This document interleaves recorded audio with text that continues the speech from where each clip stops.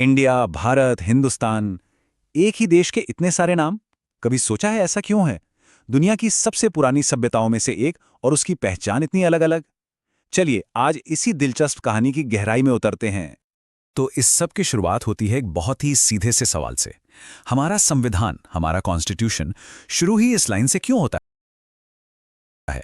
India that is Bharat. ये बस कोई कानूनी भाषा नहीं है, बल्कि इसके पीछे एक बहुत बहुत गहरा इतिहास छिपा है। इस सवाल का जवाब ना दो अलग अलग कहानियों में मिलता है। एक तरफ वो कहानी है जो यहाँ के लोगों ने खुद लिखी, उन्होंने अपनी इस धरती को क्या नाम दिया, और दूसरी तरफ वो कहानी है जो बाहर की दुनिया ने देखी कि उन्होंने जमीन को किस नाम से जाना। ये दो बिल्कुल अलग अलग धाराएं हैं जो अलग अलग वक्त पर शुरू होती हैं और फिर आगे चलकर एक हो जाती हैं और बनाती हैं हमारी आधुनिक पहचान। तो चलिए सबसे पहले उस पहली कहानी को देखते हैं। वो नाम जो इसी मिट्टी से, इसी उपमहाद्वीप के अंदर से निकले। अगर हम बहुत बहुत पीछे जाएं, हमारे सबसे पुराने ग्रंथ ऋग्वेद में, तो वहां इस जमीन के उत्तर पश्चिमी हिस्से के लिए एक नाम मिलता है सप्त सैंधव, मतलब 7 नदियों की भूमि। और इसका केंद्र बिंदु क्या था? वही सिंधु नदी यानी इंडस रिवर और उसकी सहायक नदियां। ये इस क्षेत्र के सबसे पहले दर्ज नामों में से एक है। सोचिए, फिर जैसे जैसे वक्त आगे बढ़ा और सभ्यता फैली, तो पूरे उपमहाद्वीप के लिए भी नाम आने लगे। खासकर महाभारत जैसे ग्रंथों में 2 बड़े नाम सामने आते हैं। एक है जम्बू द्वीप, कितना काव्यात्मक नाम है, इसका मतलब है जामुन के पेड़ का द्वीप। और दूसरा जो बहुत जरूरी है, वो है भारतवर्ष, यानी भरतों का देश। ये भरत नाम एक बहुत ही पुरानी और शक्तिशाली वैदिक जनजाति से आया था। और पता है सबसे दिलचस्प बात क्या है? ये जो भारत नाम है ना, इसकी एक बिल्कुल स्पष्ट भौगोलिक परिभाषा भी दी गई थी। विष्णु पुराण में साफ साफ लिखा है, वो देश जो समुद्र के उत्तर में है और बर्फीले पहाड़ों के दक्षिण में, उसे भारत कहते हैं। सोचकर देखिए कितनी क्रिस्टल क्लियर परिभाषा है ना?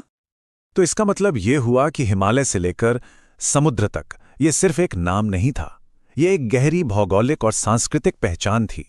एक ऐसी पहचान जिसे इस जमीन के लोगों ने हजारों सालों तक समझा, आपस में बांटा। ये वो पहचान थी जो अंदर से आई थी। अच्छा, तो ये तो हुई अंदर की कहानी। अब चलते हैं कहानी के दूसरे पहलू पर। बाहर से आने वालों ने इस जमीन को कैसे देखा, उन्होंने क्या नाम दिया। और हैरानी की बात यह है कि इस कहानी की शुरुआत भी आखिरकार वहीं पहुंचती है, सिंधु नदी पर। ये जो भाषाई सफर है ना, ये कमाल का है। देखिए हुआ क्या, सब शुरू हुआ संस्कृत के शब्द सिंधु से। अब जब प्राचीन फारसी यहां आए, तो उनकी जुबान में स की आवाज ह बन जाती थी, तो सिंधु बन गया हिंद या हिंदू।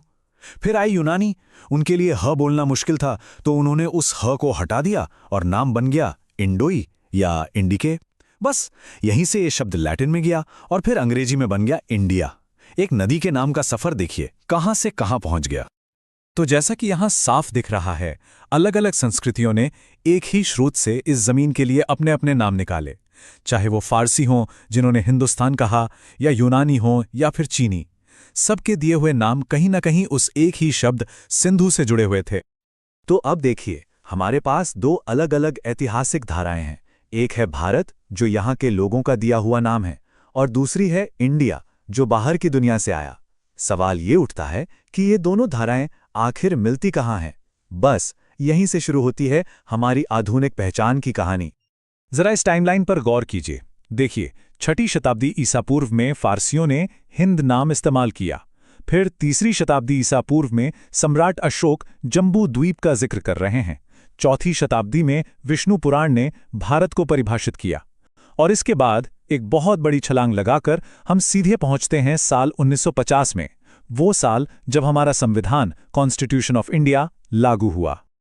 और यहां आता है वो ऐतिहासिक क्षण, वो निर्णायक वाक्य।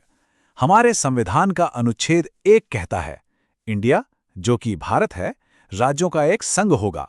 बस इस एक लाइन में हजारों साल का इतिहास, 2 बिल्कुल अलग नजरिए और 2 नाम एक हो गए। ये वाकई एक शानदार संवैधानिक संश्लेषण था। एक छोटा सा वाक्य, लेकिन इसने दोनों कहानियों को, यानी अंदर से निकले भारत को और पूरी दुनिया में जाने जाने वाले इंडिया को, आधिकारिक तौर पर एक नए देश की पहचान में पिरो दिया। ये एक सोचा समझा फैसला था, ताकि देश के इस दोहरे नामकरण के इतिहास को इज्जत दी जा सके, उसे अपनाया जा सके। तो इस पूरी कहानी से हमें क्या समझना चाहिए? क्या ये सब सिर्फ एक लेबल की, एक नाम की बात है? बिल्कुल नहीं। एक नाम में उससे कहीं ज्यादा गहराई होती है। क्योंकि देखिए, किसी भी देश के नाम सिर्फ शब्द नहीं होते, वो जिंदा ऐतिहासिक रिकॉर्ड होते हैं। वो उस जमीन का भूगोल बताते हैं, जैसे सिंधु नदी। वो हमारे पूर्वजों की कहानियां बताते हैं, जैसे भरत जनजाति। वो पूरी दुनिया से हमारे रिश्तों का इतिहास दिखाते हैं, जैसा कि फारसी और यूनानी वृत्तांतों से पता चलता है। और आखिर में वही नाम एक देश की आधुनिक पहचान को परिभाषित करते हैं। तो ये सारी चर्चा हमें एक अहम सवाल पर लाकर छोड़ देती है कि एक नाम वाकई किसी देश की कहानी के बारे में कितना कुछ बता सकता है। ये एक ऐसा सवाल है जो हम सबको पहचान, इतिहास और जो शब्द हम इस्तेमाल करते हैं, उनके बीच के गहरे रिश्ते पर सोच